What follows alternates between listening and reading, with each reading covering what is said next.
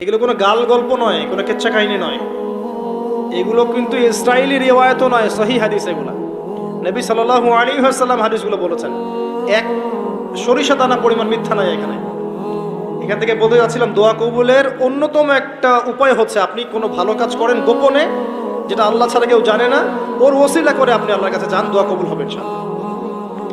আরেকটা অপশন হচ্ছে আল্লাহ পাকের যে নাম এবং সিফতগুলো আছে এগুলোকে ওসিলা করে দোয়া করা। যেমন আল্লাহ তোমার রহমান নামের ওসিলায় আমি তোমার কাছে দয়া চাচ্ছি, তোমার আল গফুর নামের ওসিলায় আমি ক্ষমা চাচ্ছি, তোমার আর রাজ্জাক নামের ওসিলায় আমি রিজিক চাচ্ছি, ওয়াহাব নামের ওসিলায় আমি সন্তান চাচ্ছি, ইত্যাদি। কথা কি বুঝতে পারছেন? যে নামের সাথে যে বিষয়টা যায় এটা ওসিলা করে আপনি দোয়া করলে ইনশাআল্লাহ তাআলা আপনি আপনার ফলাফল পাবেন। আর একটা সবচেয়ে বড় অস্ত্র শিখিয়ে দিচ্ছি, এটা আমি কাউকে শিখাইনি আজ পর্যন্ত, আজকেই প্রথম। এবং আমি আমার জীবনে দেখেছি এই ওসিলা করে যা চেয়েছি পাইনি এমন কোনোদিনও যায় নাই, আলহামদুলিল্লাহ। আমি সম্পূর্ণ আল্লাহ পাকের কৃতজ্ঞতা এবং শুকরিয়া আদায় করছি। এইটা ওসিলা করে আমি যা চেয়েছি আমি সারা জীবনে তাই পেয়েছি। এবং আমি বিশ্বাস করি আমি যা পেয়েছি, এই বয়সে আমি যা পেয়েছি আল্লাহ পাক কোটি কোটি মানুষকে তা দেন নাই, এটা আমি বিশ্বাস করি। এই বয়সে আমি যা পেয়েছি আল্লাহ পাক আমাকে যা দিয়েছেন, যত দিয়েছেন, কোটি কোটি মানুষকে আল্লাহ পাক তা দেন নাই, আমি এমনটাই মনে করি। আমি কি শিখাই দেব সেটা? আপনি আল্লাহ পাকের তাওহীদের ওসিলা দিয়ে দোয়া করেন। দোয়া করতে করতে আল্লাহকে বলেন, আল্লাহ তোমার তাওহীদের কালিমা লা ইলাহা ইল্লাল্লাহ এর ওসিলা করে তোমার কাছে আমি চাচ্ছি, আপনি পাবেন ইনশাআল্লাহ। যদি আপনার রিজিক হালাল হয়, যদি আপনার আকীদায় শিরক না থাকে, যদি আপনার আমলে বেদাত না থাকে, ইনশাআল্লাহ পাবেন। এর পরেও দুটো কথা আছে, সেটা হলো যদি দেখেন পান নাই, ইনস্ট্যান্ট পান নাই, মনে করবেন না দোয়া কবুল হয় নাই। এমনও দোয়া আছে যে আমি 10 বছর থেকে করছি এখনো পাইনি। এমনও দোয়া আছে আমি নিজেই 10 বছর থেকে করছি, আমার কাছে মনে হয় 2009-10 সাল থেকে আমি করছি, এখন পর্যন্ত পাইনি, ইনশাআল্লাহ পাবো। তো ইনস্ট্যান্ট সব পেতে হবে এমন নয়। যদি দেখেন পান নাই, তার মানে 3টা বিষয় ঘটেছে। একটা, বান্দা দোয়া করেছে, সাথে সাথে কবুল করা হয়নি, আপনাকে এটা উপযুক্ত সময় দেয়া হবে ইনশাআল্লাহ। 2 নাম্বার, এই যে আপনি আল্লাহর কাছে চেয়েছেন, এর ওসিলা আল্লাহ পাক আপনার আমল, আপনার তাকদীর থেকে কোনো বিপদ আপদ সরিয়ে দিয়েছেন, আপনি বুঝতে পারেননি। আপনি দোয়া করেছেন, হয়তো মনে হচ্ছে আপনি পান নাই, কিন্তু এর ওসিলায় আল্লাহ পাক আপনার তাকদীর থেকে কোনো বিপদকে মিটিয়ে দিয়েছেন, আপনি বুঝতে পারেননি।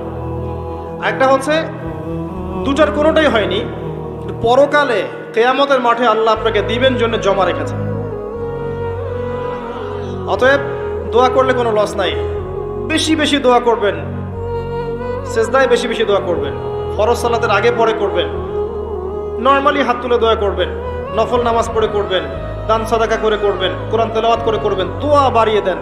আত্মশুদ্ধির কথা আমরা যে বলি না, কয়েকটা বিষয় জড়িত। বেশি বেশি কোরআন তেলাওয়াত করলে আত্মশুদ্ধি হয়, বেশি বেশি জিকির করলে আত্মশুদ্ধি হয়, আল্লাহওয়ালা মানুষের সহবতে গিয়ে পড়ে থাকলে আত্মশুদ্ধি হয়, বেশি বেশি দোয়া করলে আত্মশুদ্ধি হয়, বেশি বেশি পরকালের কথা ফিকির করলে আত্মশুদ্ধি হয়। এগুলোর খুব বেশি প্রয়োজন। আত্মশুদ্ধি না থাকলে আমরা আগামীতে পথ চলতে পারবো না। একটা বাতি থেকেই বাতি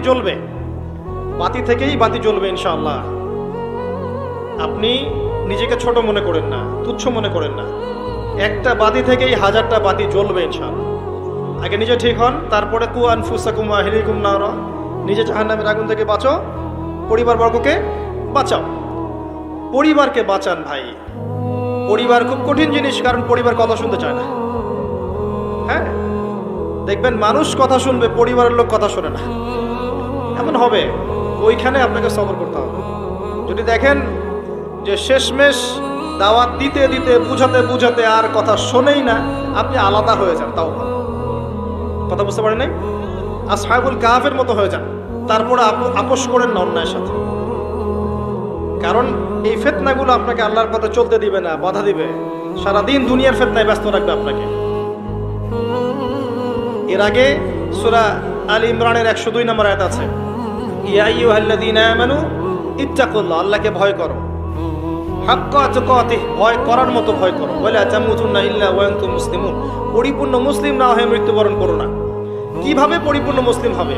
ইয ক্বালা লাহু রাব্বুহু আসলিম ক্বালা আসলামতু লিরাব্বিল আলামিন, ইব্রাহিম আলাইহিস সালাম যখনই আল্লাহর কোনো বিধান চলে আসবে, হুকুম চলে আসবে, সাথে সাথে আত্মসমর্পণ, এর নাম মুসলিম।